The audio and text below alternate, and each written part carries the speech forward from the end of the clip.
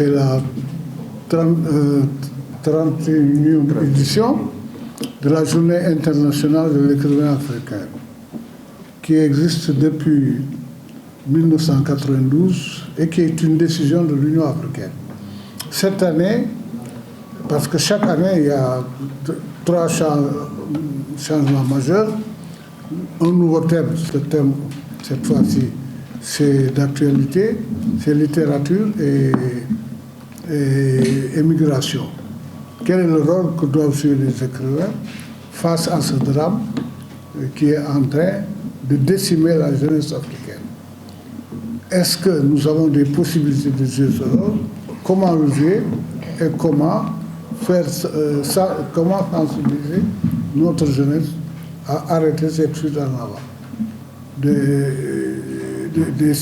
des cerveaux, parce qu'il y a certains qui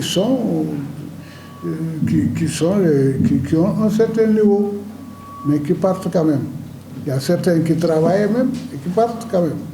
Donc il faut trouver les raisons pour lesquelles c'est départ et essayer de trouver. Je dis que l'écriture est une arme redoutable qui a gagné beaucoup de combats. L'apartheid et tout ça est tombé grâce à l'écriture. Et je pense que si on crée, et on peut le faire, hein, parce que l'anthologie anti-apartheid, c'est des écrivains qui se sont regroupés, qui l'ont écrit. Rien ne nous empêche de faire une œuvre collective et de donner ça en metteur en scène comme Pape, qui pourront réaliser une série sur l'émigration. Une série de 30 épisodes de 13 minutes qui passent tous les soirs dans les télévisions, parce que ça peut attirer l'attention des jeunes. On trouvera maintenant d'autres méthodes avec d'autres pays. L'expérience, certains nous diront quelles sont les mesures que leurs pays ont prises pour lutter contre ce fléau.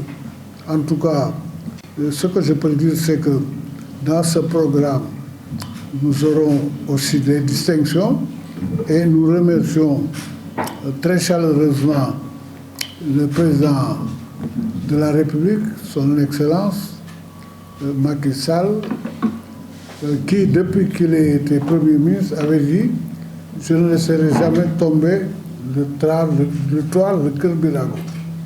Nous remercions le ministre de la Culture, Ali Sow, qui est un des nôtres, qui a beaucoup écrit et qui comprend ce que c'est la force de l'écriture. Et souvent nous rencontre et discute avec nous sur le présent et l'avenir de la littérature. Donc nous remercions la presse qui souvent nous suit et donne son avis sur nos œuvres. De visiter notre bibliothèque, et nous remercions aussi M. Amadou Ba, le Premier ministre, qui est chef du gouvernement, parce que si les écrivains ont choisi souvent Dakar, c'est parce que les écrivains ne sont pas inquiétés à Dakar. Ils viennent dire leur message ici et ils ne peuvent pas le faire chez eux. Voilà pourquoi ils choisissent Dakar et voilà pourquoi nos autorités aussi le comprennent et nous permettent d'organiser chaque année donc une rencontre des écrivains. Et ils ne nous choisissent aucun écrivain. Ils ne nous recommandent aucun écrivain. C'est nous le choix et laissé au comité d'organisation pour le thème, pour les personnalités et tout. Donc nous vous remercions, on en sera là, mais une autre journée, on va vous dire quel est le rôle que nous allons jouer à l'avenir, pour l'avenir de notre pays. On va vers des élections majeures. Les écrivains ne sont pas des extraterrestres qui sont là, non. On va vers des moments très importants de notre pays.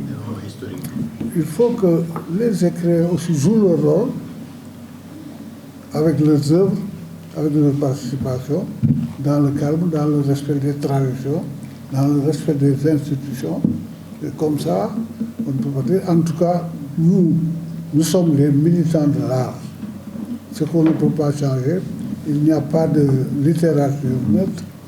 Et rien ne peut donc s'opposer à une bonne littérature. Si vous censurez une œuvre ici, l'œuvre est jouée ailleurs. Voilà, c'est ce que j'avais à dire. Je remercie le comité d'organisation pour leur conseil, leur encadrement, et je remercie la presse pour sa présence.